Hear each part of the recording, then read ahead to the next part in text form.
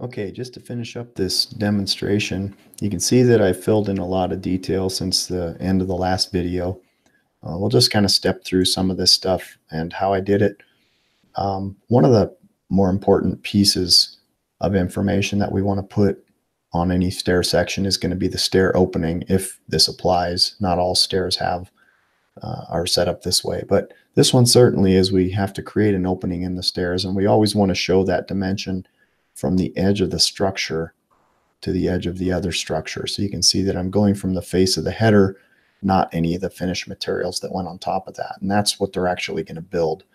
So in this case, it's displaying the actual distance with the dimension. Anytime that you have a dimension, the value is going to be shown, but remember that you can get in there and you can edit. You can add text before or after that value by double clicking on the dimension after it's created. And anything that you type in there in front of it will just get sort of appended to the front or the back. In this case, I just typed stair opening equals right in front of the dimension value, and it just appended that. And that's what I did with a few of these dimensions. This one over here, headroom equals 6'8". That's the actual dimension, and you can tell because it's highlighted. I just put the word headroom equals in front of that to create that. It's nice to always keep the value in there if possible to show the actual value. And so what I did to create this dimension and make it look this way is I actually just added a line. I just made it a hidden line, but I created a short line across the leading edge of the nose. And then I also created a diagonal line at exactly 6'8". So you could just create this and then copy it straight up to accomplish this. That way that your headroom always reads 6'8", not the actual gap here. The actual gap that's happening is driven by the stair opening, so we really don't need to dimension the actual height of where that edge is. As long as it's depicted that it's bigger than 6'8", that's what's important. So you may have also noticed that I changed this from the normal diagonal slash or hatch marks that we have on most of our dimensions. I manually overrode this one to an arrow because the slash mark just doesn't look quite right. It's not real obvious what that looks like. So I just changed it to an open arrow. And any dimension, if you click on the dimension over in the properties palette, you can see that arrow 1 and arrow 2 are two things that you can actually just change manually and override. So I just changed it to open 30. You can use whatever you feel like is best. I'm not going to get too picky about that, but I really don't like the hash marks, especially when they're angled the same direction as the line that we're dimensioning. Kind of did something similar with the handrail height. And in fact, I just want to move this over a little bit so that it's actually touching the handrail. Just use grips to do that. So I actually have this going right from the nosing up to the top edge of that handrail, showing it as 3 feet. Down here at the bottom, here's another really important piece of information. I want to have the total number of treads kind of shown as a calculation. Again, the 12'6" is an actual dimension. If I double click on this, you can see that. And then I just appended that with this sort of syntax. I have 15 treads at 10 inches each equals 12'6". And then just make sure that you do the math on that and make sure that it's true. But I just counted the treads as I went down, starting with this first one down here, and I came up with 15. I do something similar for the risers. Again, it's just a dimension, 9'9½", but I appended that with the total number of risers. And we're not necessarily talking about the riser boards, although that's kind of true also. But I'm talking about how many times you actually step up. So there's 16 of those, you may recall. And then the value, the at each, is going to be 7.34, our to the 100th of an inch calculation that we came up with in step 1. We just say 16 risers at 7.34 each equals, and the total is 9'9½".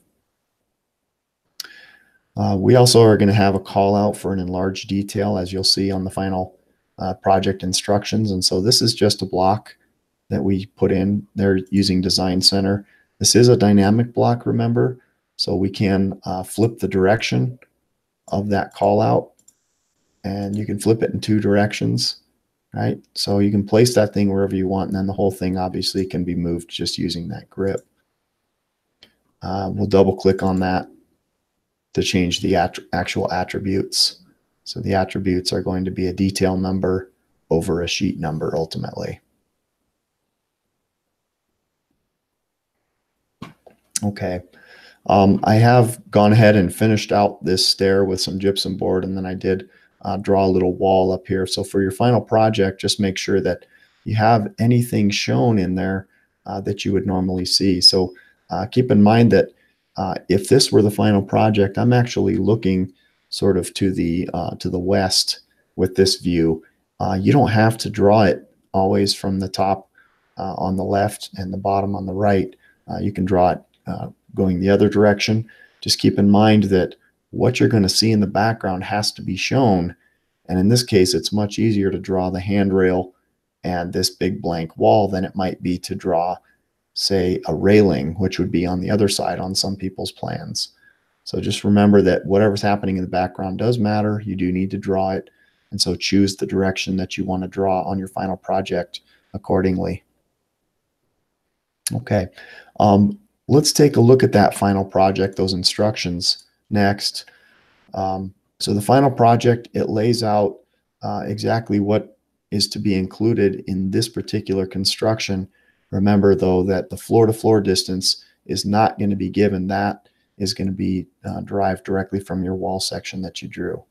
Okay, but all these other components, you can use this as a checklist. Make sure that you get all those in there.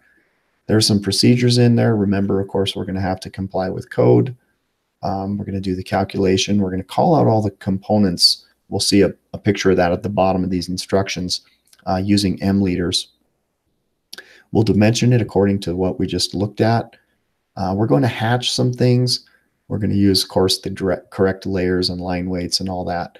And then we're going to do that in large detail. So when you're done, we're just going to print this out on 8.5 by 11 sheet at a 1/2 inch scale. And that's going to be the A tab essentially. And then ultimately this detail is going to be combined with the wall sections on a single either C or D size sheet, depending on what you had for your project. So here's kind of what that's going to look like. Ignore the little hand in the upper left-hand corner. But everything else pretty much applies. You can see that if you zoom in on this, you'll notice that the nosing that I drew is actually sort of a pre-manufactured nosing. If you want, you can just extend your subfloor out to show that first nosing, and that's fine. But all of the little M liters that we have, all of these individual components ought to be called out. And then obviously we're going to have our call out for the enlarged detail. Although this 3-foot handrail height is still code compliant, that is, I actually would prefer that you show that dimension going to the top of the handrail, because that's really what code is referencing. And then down at the bottom here, you can see that I've hatched the concrete, which is indicating that's exactly what this is. And then of course I've got the crushed rock hatch underneath that, just like I saw on my wall section. Okay. Here's what that enlarged detail might look like. All we have to do really is show enough to indicate these relationships. Okay, so I've shown the total tread size. I've got a bullnose tread on this one. It's not necessary. And I've got the riser height, 7.54, and then the riser board thickness. In this case, it's indicated at a 1/2 inch. So just make sure that you measure, or that you dimension yours, and you indicate them according to whatever's shown here. You can see that 3/4 inch riser thickness is what's called out. So don't necessarily copy all of this stuff exactly. Make sure that you're using the specs that are given for this project. All right. As always, if you have any questions, don't hesitate to send me an email. I'd be happy to, I'll get back with you as quick as I can. And then I'm planning on coming in on, I will be in on Wednesday. So we'll follow up with any questions that you had then as well. And we'll jump into whatever we have next on the schedule. All right, that's it for today. Good luck on all this, and hopefully we'll see you guys tomorrow.